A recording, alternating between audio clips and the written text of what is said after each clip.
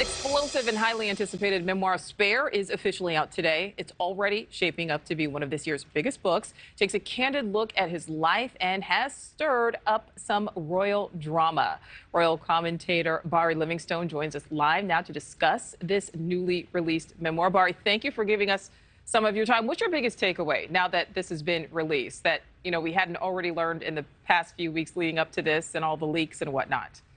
Well, my biggest takeaway is that the modern family has got to get with modern times. I mean, we're not in the times where you can lock people in a castle for 50 years and chop people's heads off. And unfortunately, they have such control of the press. Every single royal house has a press secretary. And I think that Harry and Meghan just want to live their lives and have asked to break free, and it's very much impossible for them. I see it more as a human aspect of what they're having to deal with, and of course the revelations of killing Afghans in the war, I think, is very, very big. I mean, what do people think happens in wars? I mean, I don't know that he necessarily needed to tell how many people he killed, but it is alarming because that's what war's all about. But I think that's the biggest revelation for me, and also that he only cried once upon his mother's death, which I find kind of hard to imagine.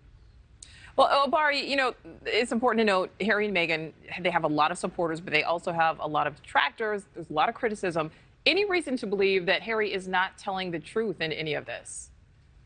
Well, of course, there's the fact that there's hundreds and millions of dollars at stake by having the book and by having the deals with the television and all of these things. But I mean, I can't imagine, why somebody would want to go through this. And we already know, I mean, even as most of my family are fiercely against what's happening and think that they're awful. But I actually just feel like I'm looking at it from a human aspect. If it was I always like to say, what if it was my life and I had to do that? So I feel like their intentions are pure, and they want to make the royal family reckon with the fact that they can't own people's lives, and they should, it's a different century. This isn't 1542.